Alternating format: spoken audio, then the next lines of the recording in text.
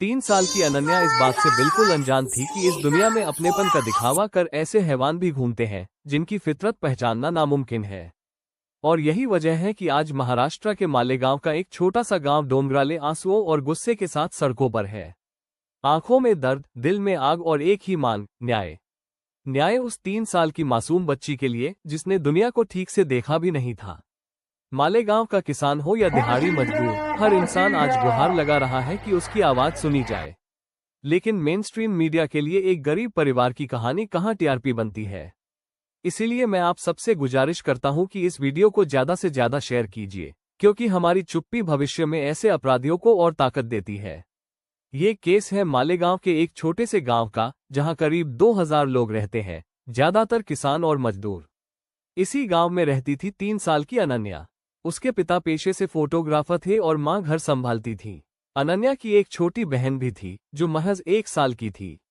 16 नवंबर 2025 की शाम करीब 3 से 4 बजे के बीच अनन्या रोज की तरह अपने घर के बरामदे में खेल रही थी।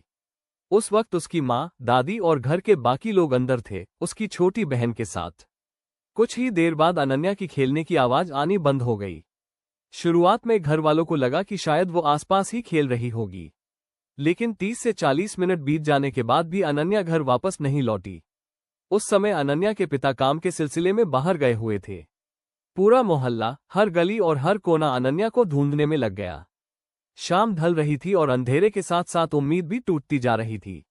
यह एक छोटा सा गांव था जहां ना तो कोई सीसीटीवी था और ना ही ठीक से लाइटिंग की व्यवस्था।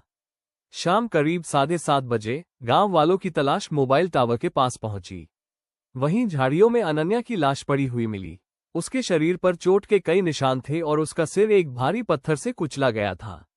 वही पत्थर उसकी लाश के पास पड़ा हुआ था। एक नन्ही सी जान की ऐसी हालत देखकर पूरा गांव सन्न रह गया। घर से सिर्फ 300 मीटर दूर लाश का मिलना साफ इशारा कर रहा था कि कातिल कोई आसपास का ही है। पुलिस ने पूछताछ शुरू की। जब मोहल्ले के बच्चों से बात की गई तो एक अहम सुराग सामने आया। बच्चों ने बताया कि एक अंकल अनन्या को चॉकलेट दिलाने के बहाने अपने साथ ले गए थे। जब पुलिस ने उस अंकल के बारे में पूछा तो उसका नाम विजय खेरनार बताया गया। ये नाम सुनते ही मौके पर मौजूद गांव वाले हैरान रह गए, क्योंकि अनन्या के घर से मात्र 200 मीटर दूर रहने वाला 24 साल का विजय खेराद एक अनमैरिड कंस्ट्रक्शन वर्कर था जो खुद भी उनके साथ अनन्या को ढूंढने में नाटक करता था। उन्हें अब 2 बार मोबाइल टावर के पास जरूरत से ज्यादा फिक्र दिखाना और मदद करने का पीछे का ढोंग समझ आ गया था। रात लगभग 8 बजे के पास पुलिस विजय खेरावत को अरेस्ट कर लेती है। खातेदारी के बाद उसकी इस जुर्म के दास्तान बतानी शुरू की। विजय के अनन्या के पिता से महीने भर पहले किसी बात को लेकर झगड़ा हुआ था और इसी का बदला उसने लेना चाहा था। अफसोस इसने इसके लिए बेहद एक नीच और घिनौना रास्ता चुना और यही वजह थी कि शराब के नशे में डूबे विजय 16 नवंबर 2025 के शाम अनन्या को बाहर खेलते देखा तो उसके दिमाग में एक शैतानी ख्याल आया, जिसे अंजाम देने के लिए अनन्या को चॉकलेट दिलाने के नाम पर अपने साथ चलने के लिए मना लिया। लेकिन विजय की नीयत सिर्फ अनन्या का मर्डर कर सिर्फ उससे पिता की बदला लेने की नहीं थी, बल्कि घटिया और घिनौनापन उस सीमा को लांघ चुकी थी।